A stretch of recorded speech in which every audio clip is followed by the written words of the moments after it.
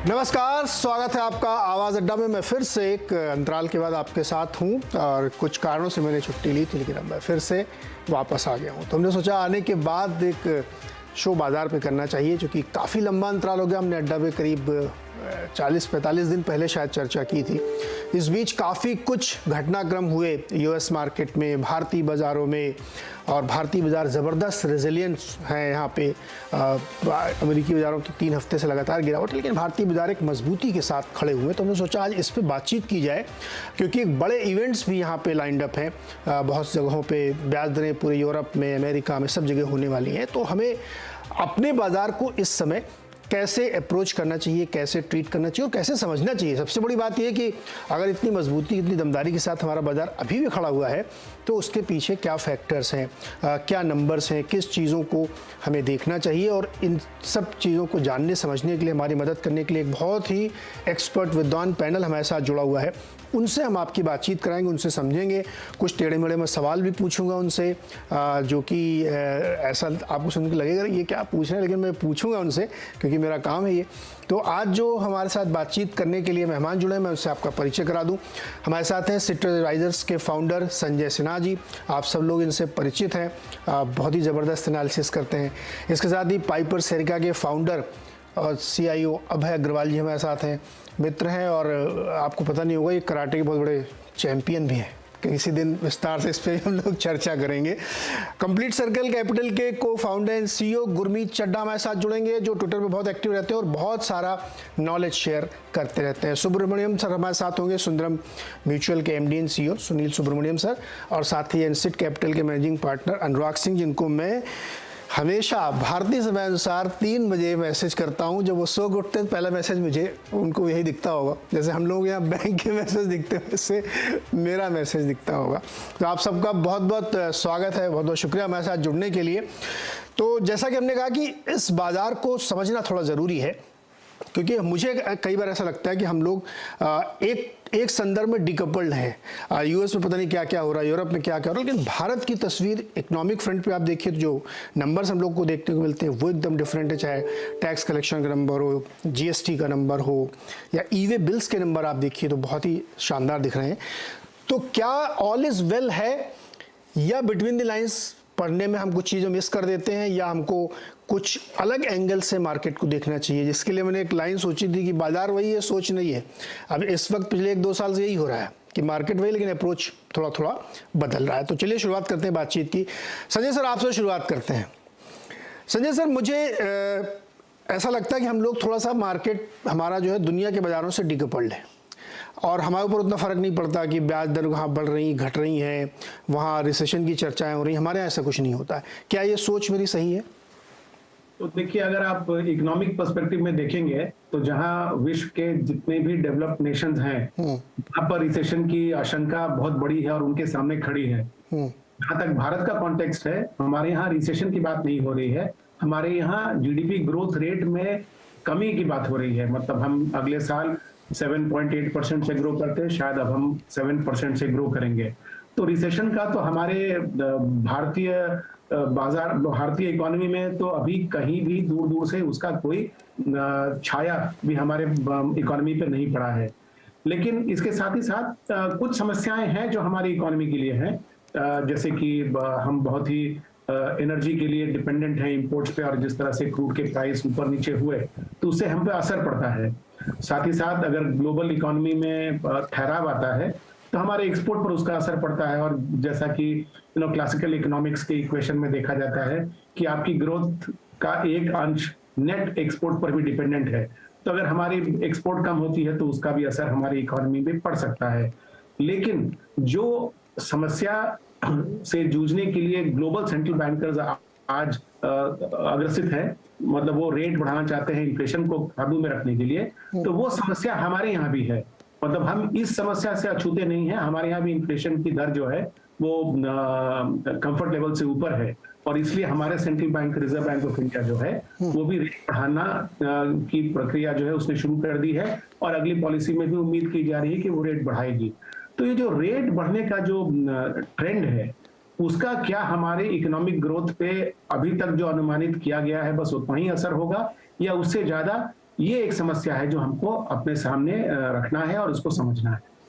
संजय जी, एक छोटा सवाल आपसे और। हमारे लिए सबसे बड़ा सरदर्द हम लोगों को ये बताया गया था कि कच्चे तेल की जो कीमतें हैं वो 120, 130 वहाँ तक चली गई थी, लेकिन अब वो तो 90 या उससे नीचे के आसपास घूम रही है। तो ये एक बड़ी राहत की बात है। और इन्फ्लेशन की जो बात आपने कही 7%, 7.25% के आसपास है, तो ग्रोइंग इकोनॉमी में तो इतना चल सकता है। हाँ, देखिए, दो बातें। जहां तक कि कच्चे तेल की बात है, तो जिस समय हमारे सेंट्रल बैंकर्स ने, रिजर्व बैंक ऑफ इंडिया ने जब रेट बढ़ाने का ट्रेंड शुरू किया था, उस समय तो फोरकास्ट किया जा रहा था कि क्रूड के प्राइसेस जो हैं वो 150 160 डॉलर पर बैरल चले जाएंगे। और रिजर्व बैंक ऑफ इंडिया ने एस्टिमेट भी कुछ किया था कि उनका एवरेज जो क्रूड का प्राइस रहेगा पूरे साल का, वो ऊपर का रहेगा। आज हालांकि क्रूड का प्राइस 95 डॉलर्स पर बैरल है, लेकिन आज आपने देखा होगा एक मीडिया रिपोर्ट कि हम जो रशिया से इंपोर्ट कर रहे हैं तेल, वो हमको और भी डिस्काउंट में मिल रहा है और हमें 35,000 करोड़ के आसपास की बचत हुई है। तो तेल के मामले में शायद अगर और कुछ ग्लोबल जियोपॉलिटिकल डेवलपमेंट नहीं होता है, तो शायद हम आश्वासित रह सकते हैं कि क्रूड के प्राइसेस से अब हमको जितना मार पड़ना था वो हो चुका, इससे ज्यादा हमें झेलना नहीं पड़ेगा। रही बात कंफर्ट लेवल इन्फ्लेशन की, तो जैसा कि रिजर्व बैंक ऑफ इंडिया का पहले से एक स्टेटेड पॉलिसी है कि 4% ±2% ही उनका कंफर्ट रेंज था, क्योंकि लास्ट इन्फ्लेशन का काउंट 7% है, जो कि उनके टारगेट रेट से ऊपर है। तो नो डाउट सेंट्रल बैंकर इस अवस्था में हाथ पे हाथ धर के तो बैठेंगे नहीं, वो कोशिश करेंगे कि अपने इन्फ्लेशन को वो नीचे लाएं। और हमारी इन्फ्लेशन का कंट्रीब्यूशन सिर्फ कच्चे तेलों से नहीं है, फूड का भी एक कंट्रीब्यूशन रहा है हमारे इन्फ्लेशन के दर में ऊपर जाने का। तो हम किस तरह से उसको मैनेज करते हैं, वो भी एक महत्वपूर्ण विषय है। 2 पॉइंट हैं अच्छे इस पे, और अभी हम लोग आगे चर्चा करेंगे। अभय जी, ऑल इज वेल या कोई चिंता? आपके तो बड़ा विदेशों में बड़े कनेक्शन है। अगर नीरज जी, पहले तो आपको वापस देख के बहुत अच्छा लगा। Welcome back. आपके जो फैंस हैं काफी मिस किया आपको, so we are all happy कि आप आ गए वापस जल्दी।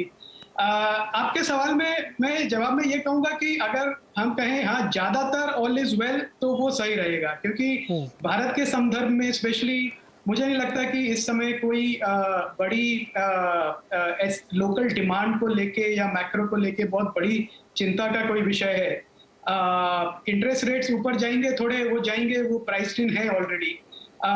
दूसरी बात, ये जो अपना लोकल, जो मैं फॉरेन इन्वेस्टर्स की बात करूं जो अभी इंडिया को देख रहा हूं, तो मूड में काफी चेंज है 3 महीने पहले से और अब लोग देख रहे हैं इंडिया को एज अ बिग इकोनॉमी, जहां पे काफी इन्वेस्टमेंट्स लग सकती हैं, बिलियंस ऑफ डॉलर्स इन्वेस्ट कर सकते हैं।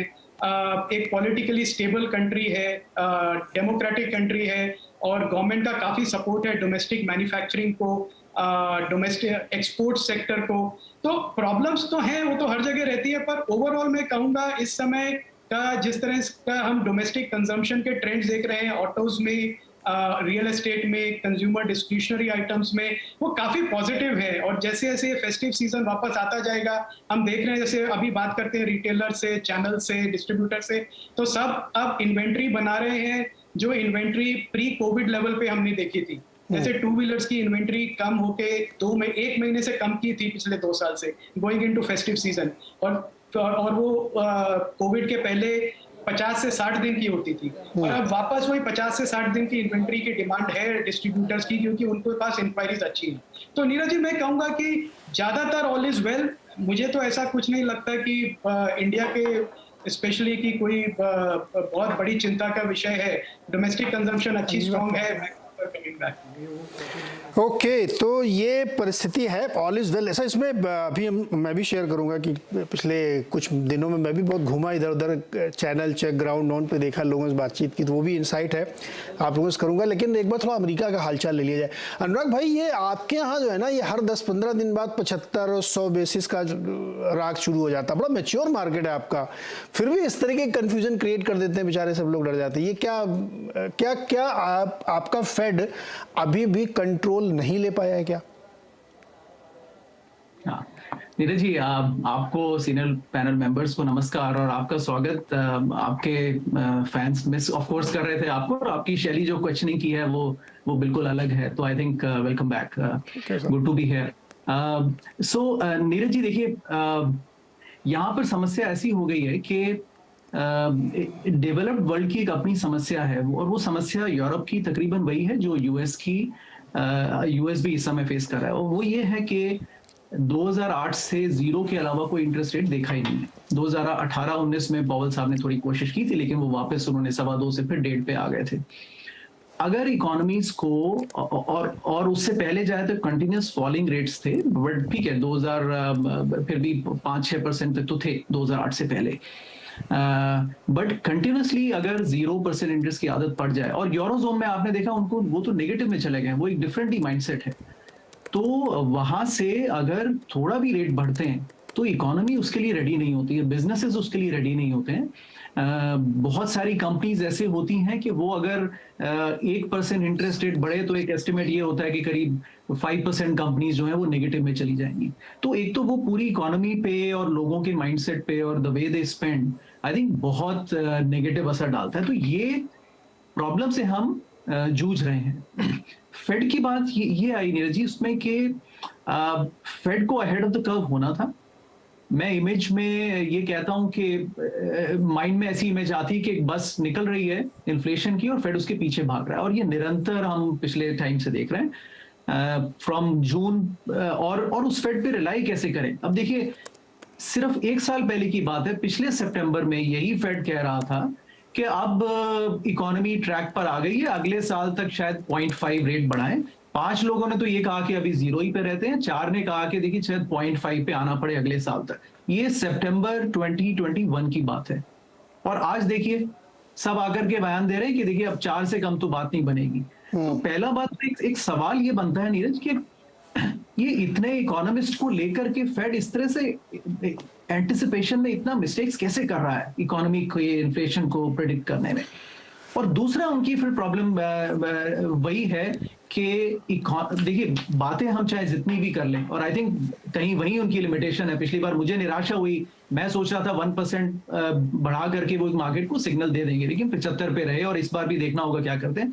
मुझे लगता है 1% करेंगे, क्योंकि एक उनकी भी एक सीलिंग है, 4-4.5 के ऊपर वो नहीं जा सकते हैं, नहीं तो फिर गवर्नमेंट, इकोनॉमी, बिजनेसेस सभी पे प्रॉब्लम आ जाएगी। और फेड का काम इकोनॉमी को चलाना भी है, सिर्फ इन्फ्लेशन कंट्रोल नहीं है।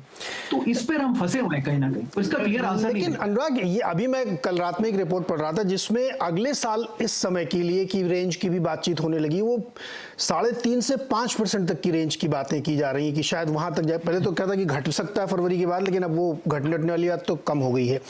मैं ये जानना चाहता हूँ कि चूंकि मतलब ये ओपन सीक्रेट टाइप का है कि हाउसिंग का प्राइस नीचे नहीं हो रहा, बावजूद कि 6% रेट चल रहा है, कंजम्पशन लोगों का कम नहीं हो रहा है, जॉब मार्केट बहुत टाइट है, ये नंबर में तो दिखता है, या क्या ग्राउंड पे जाके जो इकोनॉमिस्ट एसी में बैठ के आपके यहाँ सब असेसमेंट करते हैं उनको पता नहीं चलता क्या? नहीं, इसमें देखिए दोनों गलत नहीं थे।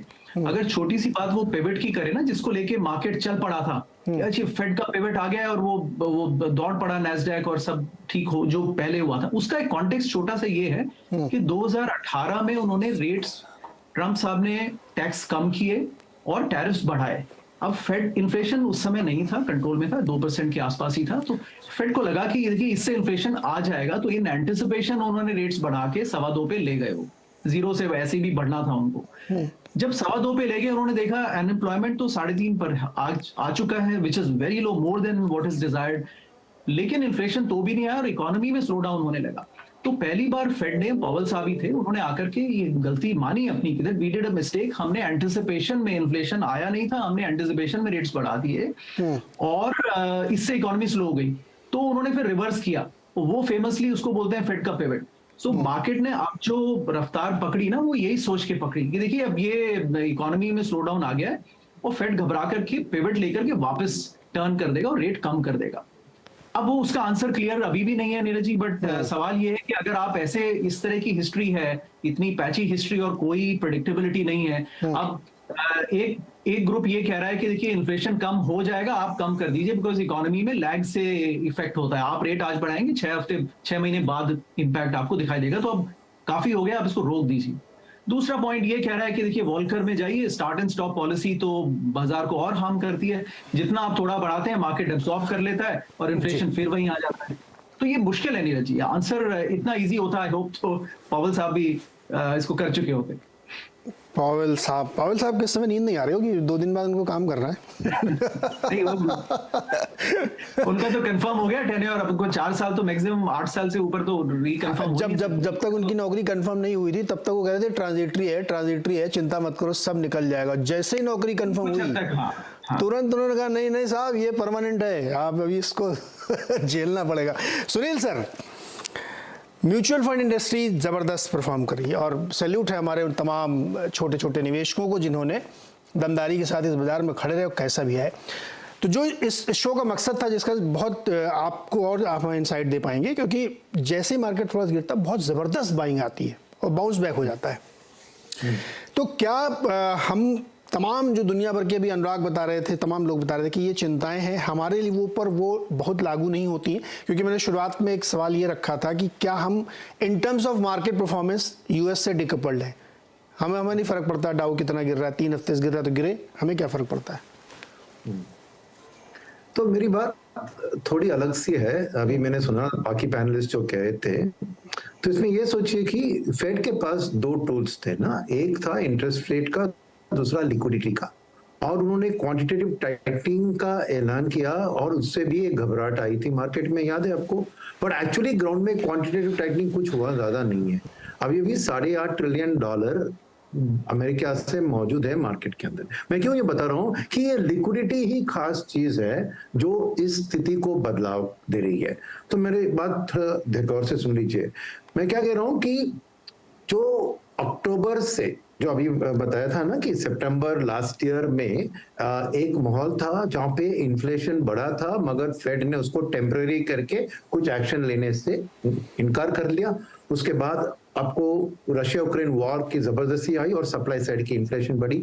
तो इस चीज में खास चीज क्या है कि ये जो रेट हाइक जो किया था ना, उससे इक्विटी टू डेट का रीअलोकेशन थोड़ा हुआ, मगर 2.5 लाख करोड़ अक्टूबर 21 से जून 30 22 में 2.5 लाख करोड़ इंडियन मार्केट से जो बाहर गया ना, $34 बिलियन, वो अमेरिका को वापस नहीं गया।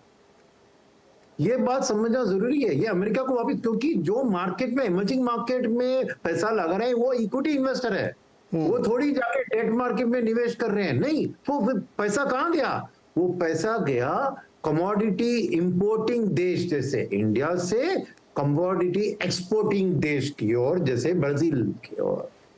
तो मैं क्या कह रहा हूं कि जैसे ही अब रेट हाइक की बात हो रही है, तो एक डरावट के कारण इमीडिएटली कोई शॉर्ट सेलर्स आके बेचते हैं और मार्केट उस वक्त गिरता है। जैसे कुछ 2 दिन पहले हुआ था और सेम डे मार्केट में रिकवरी हुई थी, कल हुआ था, फिर मार्केट में रिकवरी आज हुई है।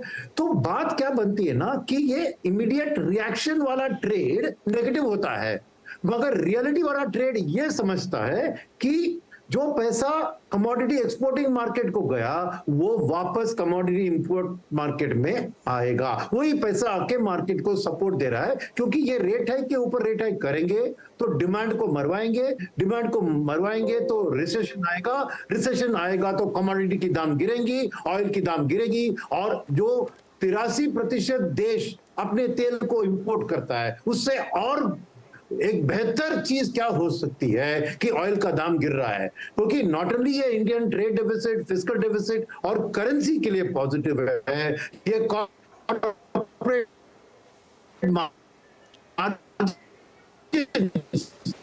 क्योंकि जी चलिए, थोड़ा सा नेटवर्क दिक्कत, दोबारा आता हूँ सर आपके पास। सुनील सर, गुरमीत बाजी जुड़ गए हमारे साथ। जो भी बात कह रहे थे सुनील सर, वो आप अगस्त में देखिए तो करीब 18,000 करोड़ की बाइंग लगातार होती हुई वहाँ पे 22,000 करोड़ की बाइंग होती हुई देखने को मिली है। तो ये बात थोड़ा सा और हम लोग उसको समझेंगे कि FIIs जो है वापस लौट रहे हैं। गुरमीत बाजी, आप तो बहुत चैनल चेक करते रहते हैं, घूमते फिरते बहुत हैं, आप बहुत ट्रेवल करते हैं, ग्राउंड पे किसी प्रकार की कोई चिंता आपको दिखती है क्या? ऑल इज वेल हमारे शो का नाम है और हमने क्वेश्चन मार्क इसलिए लगा दिया कि आप लोग इसका जवाब देंगे। क्या सब कुछ ठीक ठाक है, हमें डर नहीं है? हम इस बात को इस प्रीमाइस पे खड़ा कर रहे हैं कि मार्केट जैसे ही थोड़ा सा गिरता है उसके अगले ही दिन जबरदस्त बाउंस करता है। एक दूसरा, हमारे जो इकोनॉमिक इंडिकेटर नंबर्स हैं वो बड़े स्ट्रांग दिखते हैं मुझे।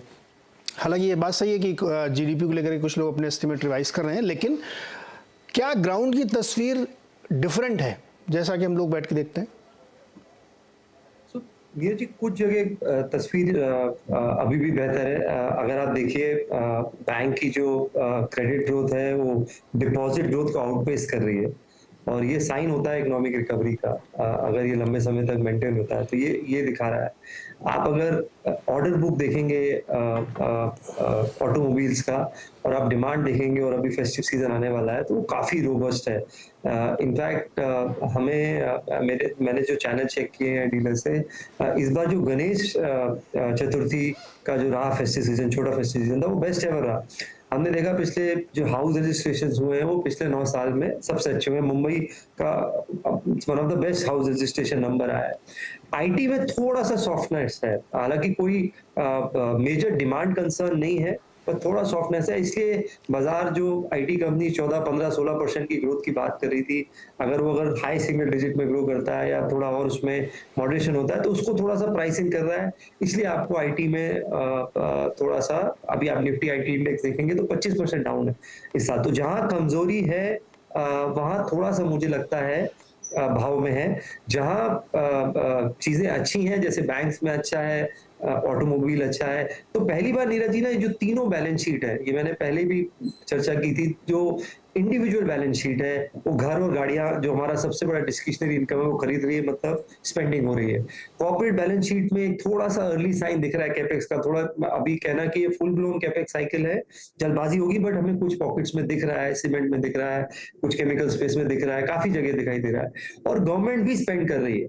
थोड़ा सा रूरल एरिया में मुझे लगता है जो है थोड़ा अभी भी स्ट्रेस है, क्योंकि ट्रैक्टर सेल अगर आप देखेंगे नीरज जी तो 3 महीने तक लगातार, तीसरे महीने थोड़ी सी कॉन्ट्रैक्ट हुई है। तो वहां मुझे लगता है थोड़ा सा सरकार को ध्यान देने की जरूरत है। बट कुछ पॉकेट्स में, जैसे मैंने बोला, अच्छा है, और कुछ पॉकेट्स में थोड़ा सा सॉफ्टनेस है डिमांड में। तो हमें एज अ इन्वेस्टर अगर हमें इसको अप्रोच करना है तो सबसे बड़ा हेज इन्फ्लेशन जो होता है वहां रही है जहां पे अर्निंग सपोर्ट है, जहां पे डिमांड जो है अभी भी मजबूत है, वहाँ पे अभी भी डिमांड मौजूद है। सुनील सर, आपका लिंक डिस्टर्ब हो गया था, आप कंटिन्यू कर ले वहीं से जहाँ से आपने छोड़ा था। हाँ, तो मैं कह रहा था कि मार्केट में जो लिक्विडिटी है वो करीबन $8.5 ट्रिलियन अमेरिका का अभी भी जारी है। Okay, number 1। नंबर 2, जो पैसा 2.5 लाख करोड़ इंडिया से निकला था वो कमोडिटी इंपोर्टर जैसे इंडिया से कमोडिटी एक्सपोर्टिंग पे गई थी। तो जैसे ही ये रेट हाइक करके डिमांड को मरवा के रिसेशन को सामने ला रहे हैं तो आपको ऑटोमेटिकली कमोडिटी प्राइस की डिफ्लेशन, ऑयल की दाम की गिरावट, एक 83% अपना ऑयल इंपोर्ट करने वाली देश के लिए भरपूर पॉजिटिव न्यूज है। Fiscal deficit, trade deficit, currency, corporate margins और रिटेल इन्फ्लेशन, ये सब के लिए पॉजिटिव है। तो ये जो आने वाली दिन, जो देखिए 2019-20 में कोविड के पहले साल और कोविड वाले साल में भरपूर पैसा इंडियन मार्केट को एफआईएस ने डाला था एक नेगेटिव ग्रोथ सिनेरियो में भी। क्यों? क्योंकि ऑयल का दाम $20 तक गिर गया था। तो ये ऑयल का जो प्राइस का एक्सपेक्टेशन डाउनवर्ड ट्रेंड है, ये आपको ऑटोमेटिकली, और ये 2.5 लाख करोड़ जो अक्टूबर से जून में बाहर गया ना, उसमें खाली 70,000 करोड़ वापस आया है। 1,80,000 करोड़ लिक्विडिटी वापस इंडियन मार्केट में आना बाकी है। और इंडियन इकोनॉमिक न्यूज में, जैसे अभी गुरमीत ने भी बताया, कुछ ऐसी चीज नहीं है जहां पे एक काला निशान है सिल्वर क्लाउड में। यानी वर्ल्ड चाहे भले ही रिसेशन में जाए, कहते हैं ना अंधे की दुनिया में एक one night man is king. तो इंडिया का भले ही 7.5 से 6% भी हमारी ग्रोथ, क्योंकि एक्सपोर्ट तो गिरेगी रिसेशन के टाइम में, बट वर्ल्ड जीरो ग्रोथ की स्टेज में जा रही है तो 6% उनके हलवा है। तो ये चाहिए कि फॉरेनर्स ही आपको खरीदारी, इसमें डोमेस्टिक इन्वेस्टर का सपोर्ट वो अलग बात है। बस आपको 1,80,000 करोड़ वापस मार्केट में आया तो समझिए आसमान छू जाएगा मार्केट। तो ऐसी हालत में मैं कहूंगा कि आप ऑल इज वेल, मैं कहूंगा कि all is super well all is super well sir, अगस्त में 22,000 करोड़ की वापसी हुई थी और निफ्टी 3.5% ऊपर था। ये इस तरीके का कमाल होता है पैसा जब वापस आता है, तो इसमें कोई शक नहीं।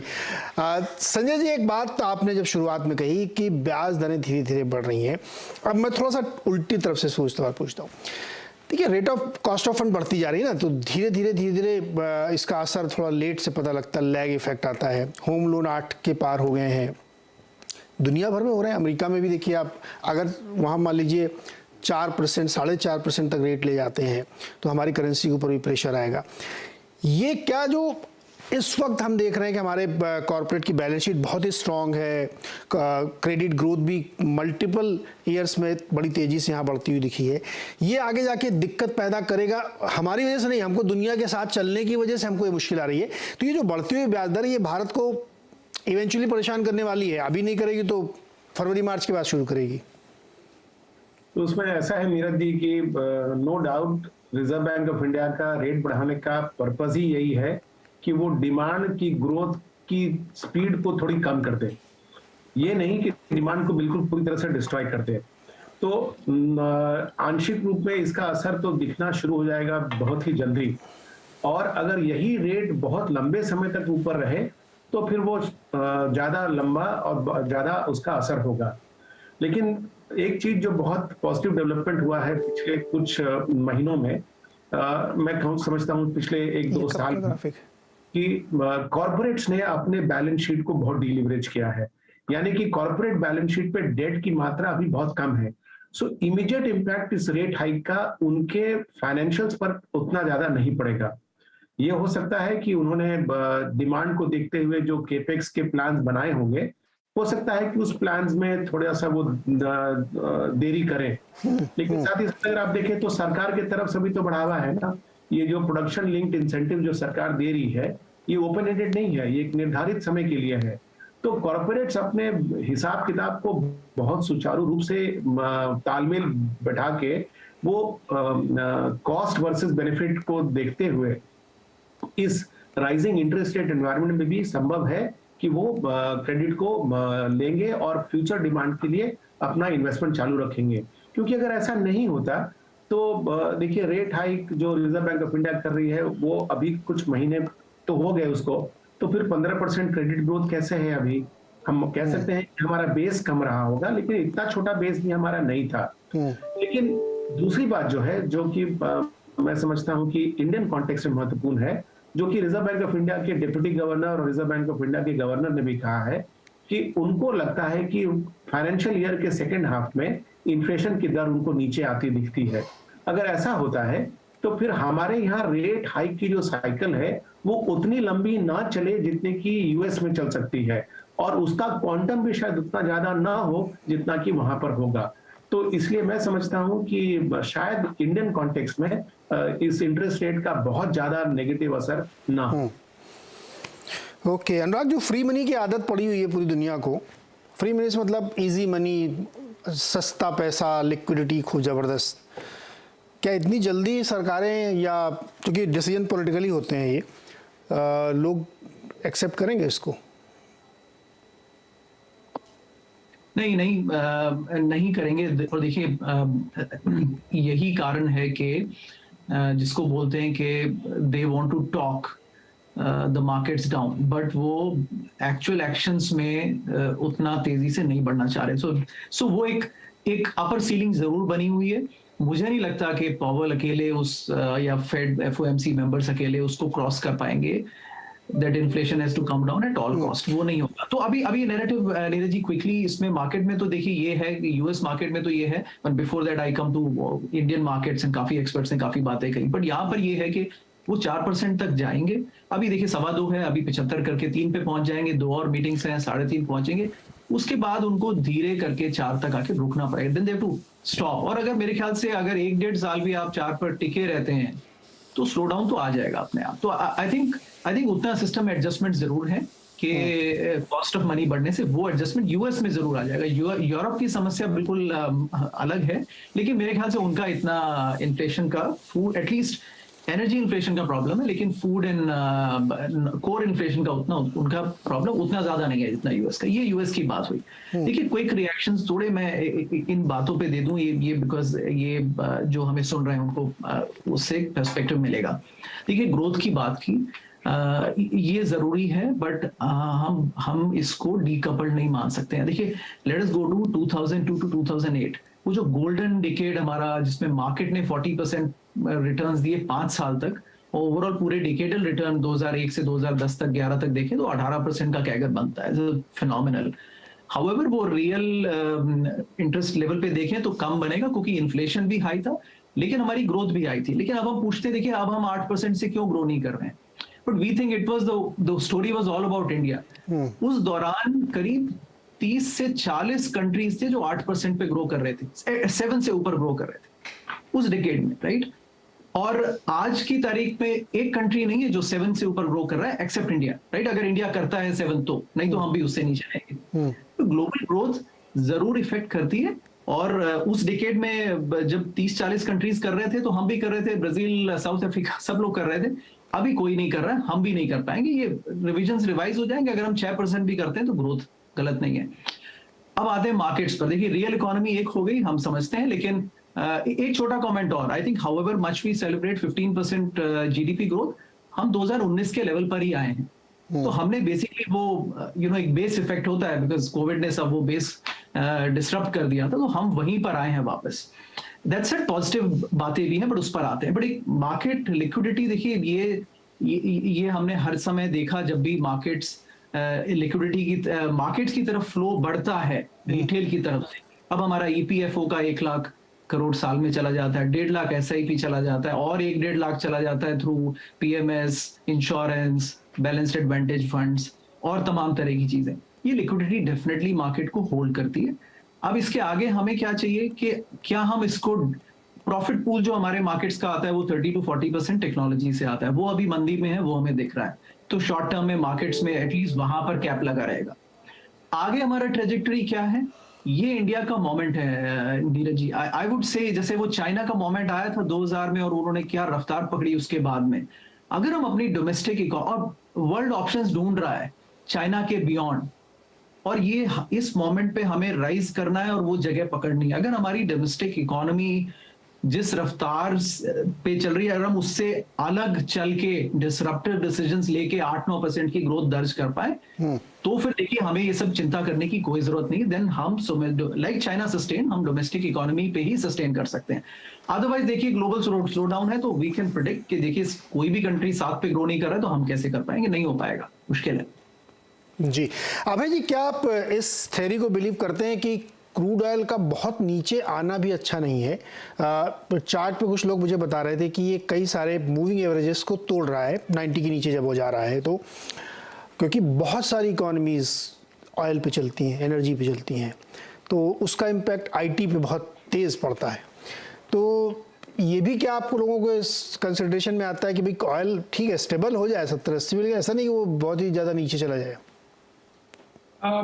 नीरज जी, ये ऑयल इतनी सेंसिटिव, पॉलिटिकली मोटिवेटेड, मैनिपुलेटेड भी कहूँगा कमोडिटी है कि इसका करेक्ट लेवल प्रेडिक्ट कर पाना बड़ा मुश्किल है।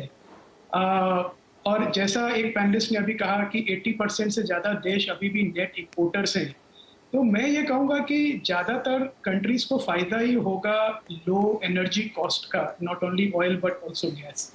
सो अब जहाँ पे इकोनॉमी फास्ट ग्रोथ पेस पे है, मोबिलिटी हाई है, इंडिया जैसी इकोनॉमी, तो हमारे लिए तो ये बहुत अच्छा है कि ऑयल के प्राइसेस जितने कम रहे उतना अच्छा है। और जो वेस्टर्न कंट्री है, स्पेशली यूएस, जो हमारे आईटी सर्विसेज के सबसे बड़े इंपोर्टर्स हैं, यूरोप और यूएस, उनके लिए भी अच्छा है कि ऑयल प्राइसेस, एनर्जी प्राइसेस कम हो, बिकॉज वो दिख ही रहा है अभी यूरोप की क्या हाल है। एनर्जी प्राइस तो छोड़िए, अवेलेबिलिटी नहीं है। यूएस में gas prices are all time high, close to that. तो उन दोनों कंट्रीज के लिए अच्छा है कि ऑयल के प्राइसेस कम हो। मैं तो कहूँगा $50 के भी नीचे आ जाएं तो एक स्पाइक मिलेगा ग्लोबल इकोनॉमी को, वापस ट्रेड स्टार्ट होगा, ग्लोबल ट्रेड स्टार्ट होगा, रेट्स कम होंगे, एम्प्लॉयमेंट बढ़ेगी, तो मुझे नहीं लगता 70-80 भी काफ़ी है, बल्कि और भी नीचे जाए तो ग्लोबल ट्रेड के लिए और specially consuming economies, specially India के लिए तो बहुत ही अच्छा है। करेक्ट। सुनील सर, क्या के शेप रिकवरी पे मार्केट बहुत ज़्यादा सेलिब्रेट कर रहा है? देखिए ये अल्फाबेट में देखिए सिंपल सी बात है ना, देखिए कि मार्केट को चलाने वाली चीज तीन है ना, अर्निंग्स ग्रोथ, वैल्यूएशंस, लिक्विडिटी, ठीक है, ये तीनों। तो मेरे ख्याल में right, liquidity is a base support level. अगर लिक्विडिटी नहीं होती है तो अर्निंग्स और वैल्यूएशंस का कुछ मायना नहीं रखता है, राइट। तो जब लिक्विडिटी होती है ना तो मार्केट ढूंढती है कि मैं पैसा कहां डालूं। ये बात बहुत इंपॉर्टेंट है क्योंकि पैसा डालना ही है, कैश में नहीं रखना है। तो जो भी चीज आपको दिखे कि फ्यूचर में इसकी नंबर अच्छी आ सकती है, वहां पे लिक्विडिटी जाके दौड़ के उस वैल्यूएशन को बढ़ा देगी। तो ऐसे लिक्विडिटी के टाइम में वैल्यूएशंस को धक्का मार देती है मार्केट, और आने वाले अर्निंग्स तो करंट आपको ट्रेलिंग पी देखिए तो एकदम से ओवर वैल्यूड दिखेंगे, मगर मार्केट फ्यूचर को डिस्काउंट कर रही है। इसलिए मैं कह रहा हूं कि अब इस लिक्विडिटी जो आ रही है एफआईआईस की वापसी, उसमें से डोमेस्टिक म्यूचुअल फंड या डोमेस्टिक इंश्योरेंस कंपनीज ये अपना लार्ज कैप को बेच के अपनी ध्यान मिड और स्मॉल कैप के ऊपर डालेंगे, क्योंकि वहां पे वैल्यूएशन बढ़ जाएगी ज्यादा और ज्यादा। तो मार्केट में मैं कहूंगा कि एक ब्रॉडर मार्केट इजीली इस चीज को ऑब्जॉर्व कर सकती है, और वहां पे आप अर्निंग्स ग्रोथ, क्योंकि कैपेक्स साइकिल और डिस्क्रिशनरी कंजम्पशन साइकिल ये दोनों ज्यादातर मिड एंड स्मॉल कैप की अर्निंग्स को बूस्ट करते हैं, लार्ज कैप नहीं। तो आईटी सेक्टर के ऊपर उतना आपने फोकस किया, वो ज्यादातर एक लार्ज कैप की फिनोमिनन है। मिड और स्मॉल कैप में आपको एक ब्रॉडर मार्केट इंडस्ट्रियल्स प्ले में है, डिस्क्रिशनरी कंजम्पशन प्ले में है। तो ये अब्जॉर्प्शन कैपेसिटी इंडिया में मैं कहूंगा कि एक ब्रॉडर मार्केट निफ्टी को आउट परफॉर्म करेगी, क्योंकि वैल्यूएशंस की बढ़त will be matched by earnings की ग्रोथ। और इंटरेस्ट रेट्स के ऊपर जो बात आपने कही थी, मैं ये कहूंगा कि 2003 से 8 इंडिया में इंटरेस्ट रेट्स 8% प्लस में थे, नंबर 1। नंबर 2, ये भी सोचिए कि जब इकोनॉमी में डोमेस्टिक ग्रोथ ड्राइव करती है ना, तो ऑलवेज ये के शेप वी शेप में क्या होता है कि मार्केट की एक लीनियर थिंकिंग होती है। तो कभी 12 पे था, वो तो 10 पे आया तो 8 को आसानी से प्रेडिक्ट करती है। जब 8 से 10 आए तो मार्केट 12 की थी, बट एक्चुअली 8 से 10 के बाद वो 14, 15, 25 तक जा सकती है इनकी वैल्यूएशन, क्योंकि मिडिल स्मॉल कैप कंपनियां हाईली ऑपरेटिंग और फाइनेंशियली लिवरेज होते हैं, यानी उनकी फिक्स्ड कॉस्ट हाई होते हैं। तो एक small increase in top line आपको बॉटम लाइन में जबरदस्त एक्सपेंशन दिखा सकती है। तो मैं कहूंगा कि इस मार्केट में क्योंकि लिक्विडिटी का कोई प्रॉब्लम नहीं है, जैसे मैंने कहा आपको कमोडिटी एक्सपोर्टिंग कंट्री से इंपोर्टिंग कंट्री की जस्ट वापसी आनी है एफआईएस की, डोमेस्टिक एसआईपी फ्लो स्ट्रांग है। क्या है कि domestic fund managers broad base करेंगे अपने एक्सपोजर को, और एक ब्रॉडर मार्केट की रैली आपको सामने दिखने वाली है। यही मेरी सोच है, और इसलिए मैं कह रहा हूं ऑल इज सुपर वेल, इसलिए मैंने कहा क्योंकि डोमेस्टिक सेंसिटिव सेक्टर्स में एक्सेसिव लिक्विडिटी चेस करेंगी और वैल्यूएशंस को और वाइडन करेगी मार्केट के अंदर। गुरमीत, जो सवाल मैंने अभी सुनील जी से पूछा है वो सवाल मैं आपसे ही पूछता हूँ। जैसे कुछ सेक्टर्स देखिए या कंपनियां देखिए, मैं नाम ले रहा हूँ लेकिन कोई रिकमेंडेशंस नहीं, ना ही इस पर किसी पैनलिस्ट का कोई रिकमेंडेशन होगा, लेकिन उन स्टॉक्स पे देखिए आप क्या बढ़िया परफॉर्मेंस है। आप ऑटो सेक्टर में देख लीजिए, ज़बरदस्त रैली है, टिकट साइज़ 8 लाख रुपये से कम कोई गाड़ी आजकल आती नहीं है। मान्यवर का कुर्ता 2,500 का आता है, लेकिन स्टॉक देखिए परफॉर्म कर रहा है। टाइटन परफॉर्म कर रहा है, इथॉस घड़ियाँ परफॉर्म कर रही हैं, प्रीमियम रियल एस्टेट परफॉर्म कर रहा है, मेट्रो ब्रांड के जूते परफॉर्म कर रहे हैं। जो मैं कहने की कोशिश कर रहा हूँ कि जो शायद मतलब हमारे दर्शक इसको समझने की कोशिश करें, अभी गुरमीत इसको और अच्छे समझाएंगे कि जो मार्केट है ना वो शायद 120 करोड़ लोगों के असेसमेंट को अकाउंटिंग करके नहीं चलता है। वो ये देखता है कि कहाँ ज़्यादा एक्सपेंशन हो रहा है, कहाँ ज़्यादा डिमांड आ रही है और कहाँ ज़्यादा रोलिंग मनी है। तो इसलिए इस तरीके की जो प्रीमियम कंपनीज हैं उनमें ज़्यादा फ्लो आ रहा है, इसीलिए हम लोग कह रहे हैं कि ये के शेप टाइप की है। मैं अग्री करता हूँ नीरज जी, और मैं हमेशा बोलता हूँ कि इस फेज में ना डिफरेंशिएशन भी होता है अच्छी और वीक कंपनीज का। आप आईटी सेक्टर में देखिए, अभी स्लो डाउन है, पर कुछ जगह गिरावट सिर्फ 20-25% है, कुछ जगह गिरावट 40-45% भी है।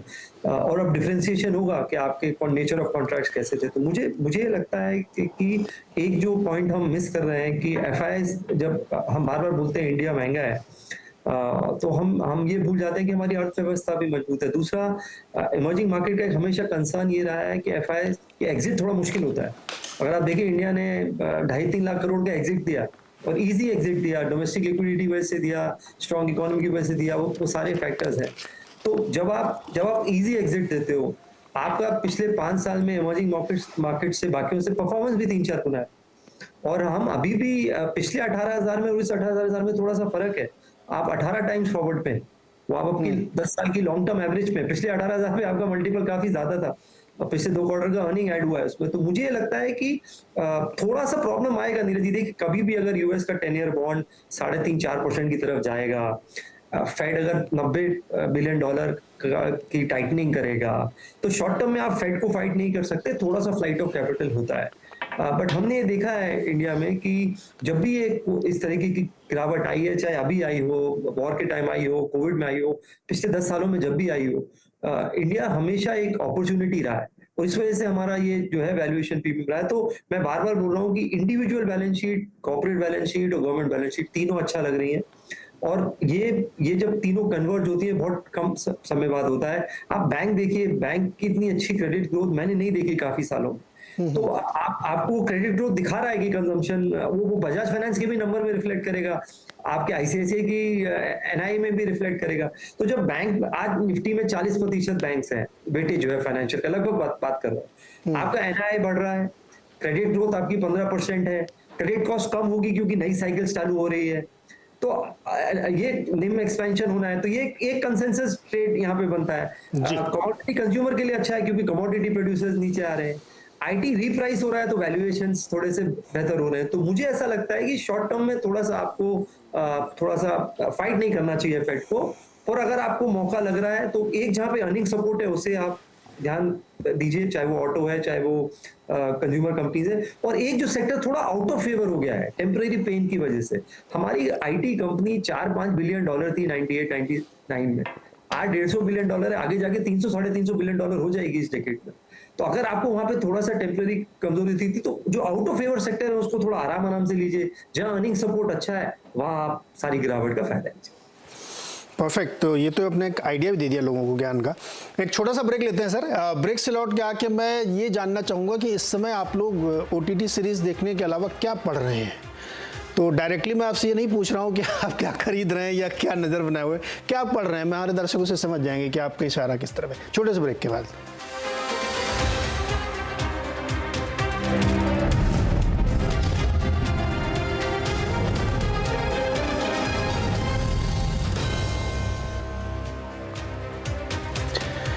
स्वागत है एक बार फिर से आपका। और आज हम लोग बाजार पे चर्चा कर रहे हैं और ये समझने की कोशिश कर रहे हैं कि हमारे बाजार में जो स्ट्रेंथ है, जो मजबूती दिख रही है, वो कितनी सच्ची है, कितनी दमदार है, और जो बड़े इवेंट्स होने वाले हैं विदेशों में, अमेरिका में, यूरोप में, उनको लेकर के हमारा अप्रोच क्या होना चाहिए।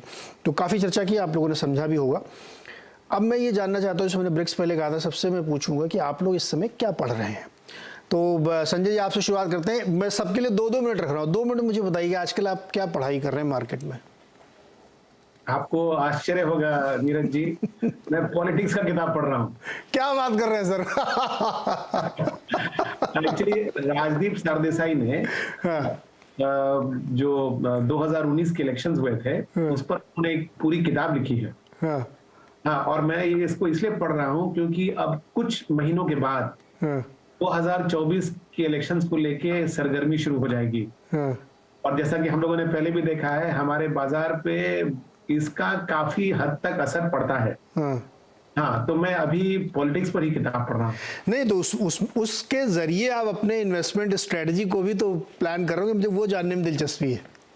तो उसमें ऐसा है नीरज जी कि देखिए, हम लोगों ने पिछले कोविड से लेके अब तक का जो समय बीता है उसमें हम लोगों ने सरकार को उतना श्रेय नहीं दिया जितना उनको देना चाहिए था हमारे बाजार को सपोर्ट करने के लिए। क्योंकि अगर आप देखेंगे जो समस्याएं हम लोगों ने फेस की कोविड के बाद, उससे जूझने में एक बहुत बड़ा योगदान तो रिजर्व बैंक ऑफ इंडिया की फ्रंट एंडेड पॉलिसी रही, और उसके बाद जो ये प्रोडक्शन लिंक्ड इंसेंटिव के कारण जो इस तरह से कॉर्पोरेट सेक्टर में एक उत्साह का माहौल पैदा हुआ, वो भी हम लोगों ने उसको पूरी तरह से रिकॉग्नाइज नहीं किया।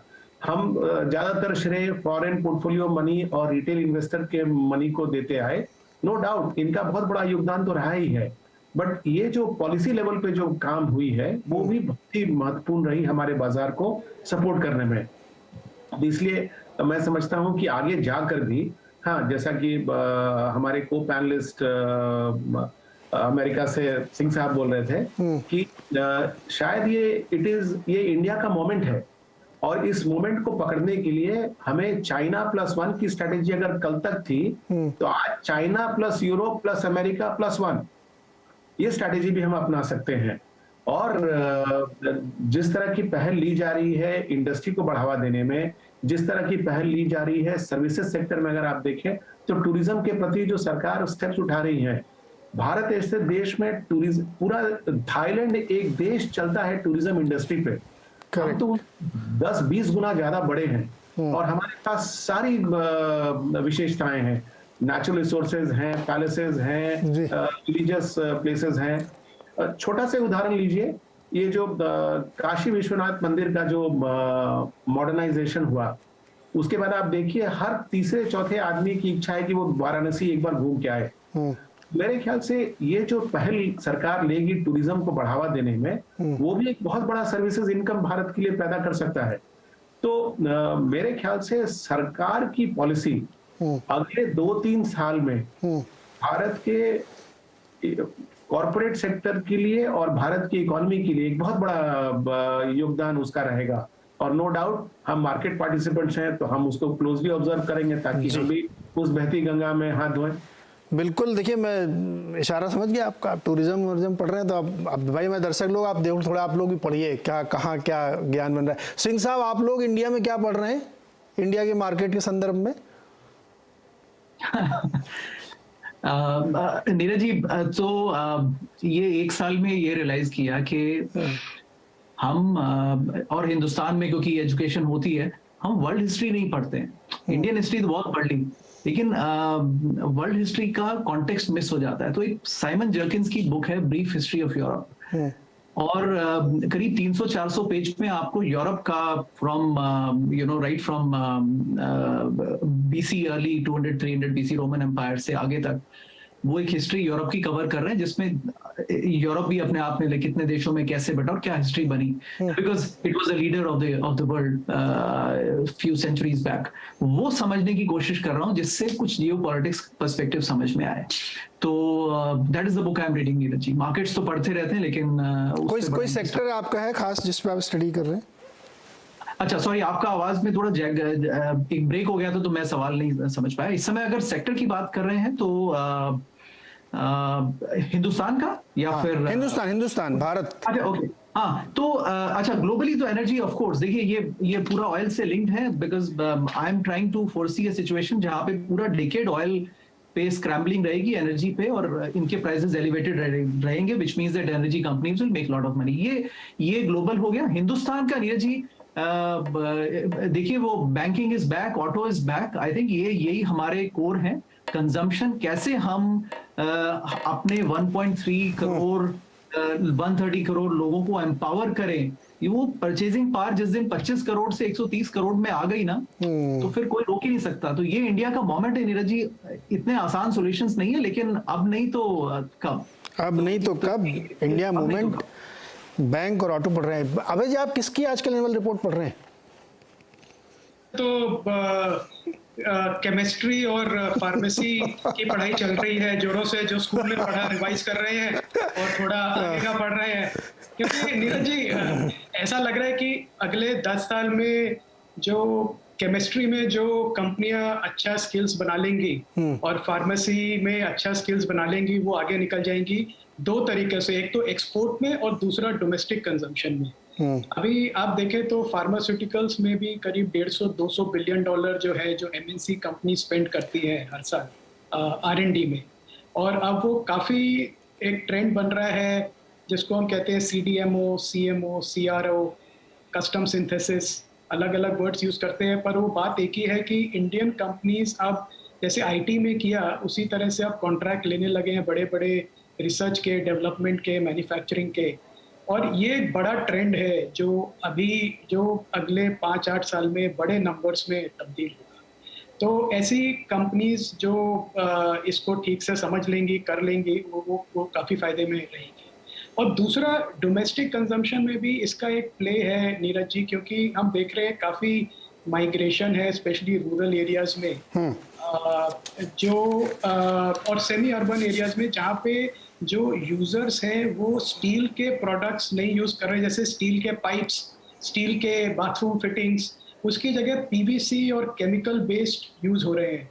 तो जो कंपनीज PVC की टेक्नोलॉजी अच्छे से समझते हैं, जो एक light weight but strong product सस्ते भाव पे दे सके कंज्यूमर्स को इंडिया में, तो आई थिंक वो एक बड़ा मार्केट है, क्योंकि पाइप्स और बाथरूम फिटिंग्स PVC में कन्वर्ट हो रही हैं ऑलरेडी, और उसमें इंफ्रास्ट्रक्चर डेवलपमेंट का बहुत बड़ा प्ले है, सैनिटेशन के लिए, सीवेज के लिए, प्लम्बिंग के लिए, B2B के लिए, B2C के लिए। तो ये एक जो केमिस्ट्री ना ऐसा विषय है जो मुझे लगता है कि हर फंड मैनेजर सर बहुत कठिन है ये, बहुत कठिन है सर, याद नहीं होता मुझे तो इंटरव्यू में बड़ी दिक्कत आती थी केमिस्ट्री याद करने में लेकिन आप सही कह रहे हैं, इस समय केमिस्ट्री चल रही है, बहुत ज़बरदस्त चल रही है, लेकिन बड़ा कठिन विषय है सर। अब आवे सब समझाते रहेंगे केमिस्ट्री कैसे समझना चाहिए। सुनील सर, आप भी केमिस्ट्री पढ़ रहे हैं या कुछ आपने मैथ की तरफ रुझान कर लिया? नहीं, मैं तो पोस्ट ग्रेजुएट केमिस्ट्री में हूँ, तो मेरे को उसको अभी पढ़ने की जरूरत।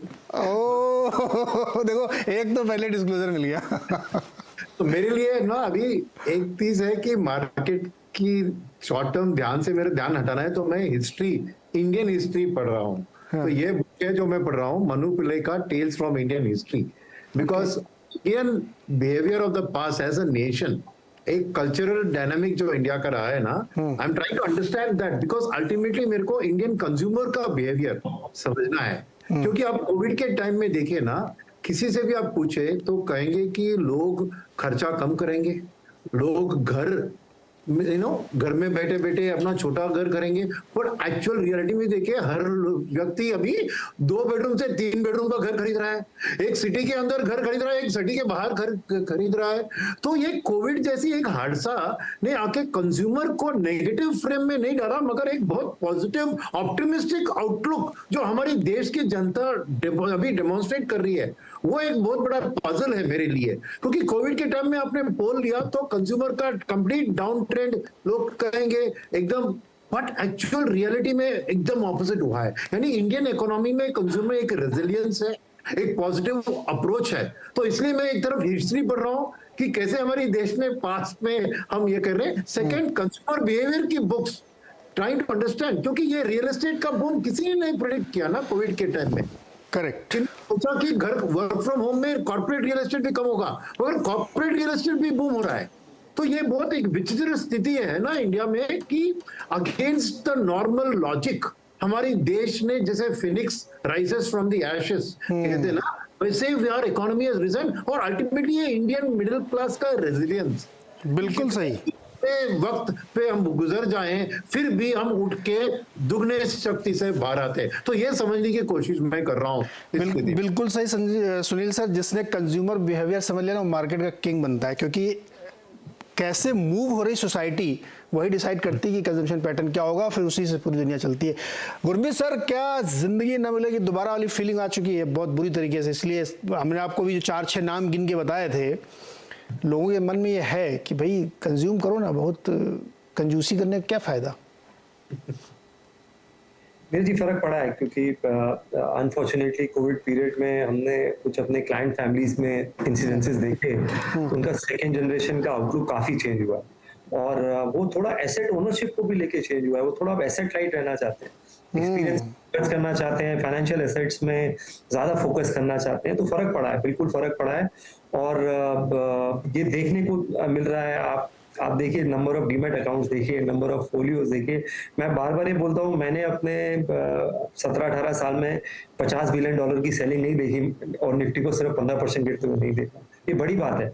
और मैं अग्री करता हूँ जो अनुराग जी ने बोला, सुनिए कि हमारा मोमेंट है। अब हम कुछ खुद ही अगर कोई डिफीट स्नैच कर लें विक्ट्री के जॉ से तो बात अलग है।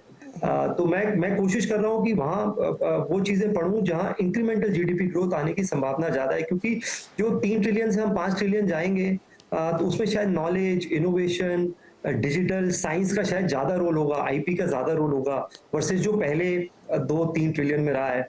तो उसको पढ़ने की कोशिश है। मैं आजकल ये इलेक्ट्रॉनिक मैन्युफैक्चरिंग सर्विसेज के बारे में पढ़ रहा हूँ। मुझे ऐसा लगता है मैन्युफैक्चरिंग में इंडिया काफी बड़ा रोल प्ले करेगा। केमिकल्स और फार्मा डिस्कस वैसे ही चुका है। ईएमएस मुझे लगता है बहुत बड़ी अपॉर्चुनिटी। और एक डिक्सन की बहुत अच्छी रिपोर्ट है, rising share of EMS annual report में उन्होंने बताया है कि कैसे ओईएम से ओडीएम जाने की कोशिश कर रहे हैं। तो ओईएम में क्या होता है, स्पेसिफिकेशन के हिसाब से, क्लाइंट स्पेसिफिकेशन के हिसाब से आप प्रोडक्ट बनाते हैं जी, आपका उसमें इनपुट नहीं होता है। ओडीएम में प्रोडक्ट आपका होता है और क्लाइंट आपसे लेता है, लेबल करता है। तो इंडिया में वो आपको मूवमेंट शायद देखने को मिलेगी काफी सारी चीजों में। मोबाइल में ऑलरेडी देखने को मिल रही है और वो कोशिश कर रहे हैं कि लैपटॉप में, टेलीकॉम इंस्ट्रूमेंट्स पे देखने को मिले। तो ये पढ़ रहा हूँ। और एक पराग पारिक जी की बहुत अच्छी बुक है, स्टॉक्स टू रिचेस। उन्होंने इंडिया में जो गलतियां करी हैं .com बबल में, उनके बारे में बहुत अच्छा वर्णन है। तो ये जो वोलेटाइल पीरियड है, आप अपना बिहेवियर मैनेज करने के बारे में ज्यादा पढ़िए, ज्यादा फायदेमंद साबित। नहीं, बिल्कुल सही कहा आपने, बहुत ही इंपॉर्टेंट है। अब सुनील सर, आपने कुछ इशारा किया था, अगर आप कुछ कमेंट करना चाहते बहुत छोटे में करिए सर, 10 सेकंड में जी। नहीं, मैं यही कह रहा था कि इतना ध्यान आप एफआईएस के ऊपर दे रहे हैं, तो एक मिनट सोचिए कि फ्री फ्लोट मार्केट कैप में सेल ऑफ के बाद 40% हमारे देश की स्टॉक ओनरशिप एफआईएस के हाथ में था आफ्टर 2.5 लाख करोड़ बाहर जाने पे। तो मेरे ख्याल में एफआईएस, ये थोड़ा बहुत हेज फंड्स ने हॉट मनी चेंज किया, बट बिल्कुल confidence of the foreign portfolio investor Indian economy में कंप्लीटली जारी है। इसकी डरने की जरूरत ही नहीं है, यही मैं कहने वाला। बिल्कुल परफेक्ट सर। और एक किताब मुझे भी याद आ रही है, मैंने जब मैं पीजी कर रहा तो मैंने लेवी स्ट्रॉस की किताब पढ़ी थी, सोशल स्ट्रक्चर्स। बहुत ही ज़बरदस्त किताब है कि कैसे सोशल स्ट्रक्चर बनता है, उसके बाद फिर पैटर्न चेंज होता है। तो ये सब पढ़ाई लिखाई करने का फ़ायदा ये होता है कि मार्केट के बिहेवियर को, उसकी साइकोलॉजी को समझने में बड़ी आसानी मिलती है। और बहुत सारे सेक्टर्स बता दिए गए हैं, बैंक है, IT है, टूरिज़्म बहुत बड़ा सेक्टर है, सब पे आप ध्यान रखिएगा। कोशिश की हम लोगों ने मार्केट को समझने की और कुछ आपको नज़दीक पहुँचाने की, जहाँ पर आपको डिसीजन लेने में मदद मिले। और इस हफ्ते बहुत सारे बड़े इवेंट हैं, एक बार हम लोग फिर से बैठेंगे, उस इवेंट के बाद देखेंगे आगे का रास्ता कैसे बनता है। बहुत बहुत शुक्रिया हमारे साथ जुड़ने के लिए। नमस्कार।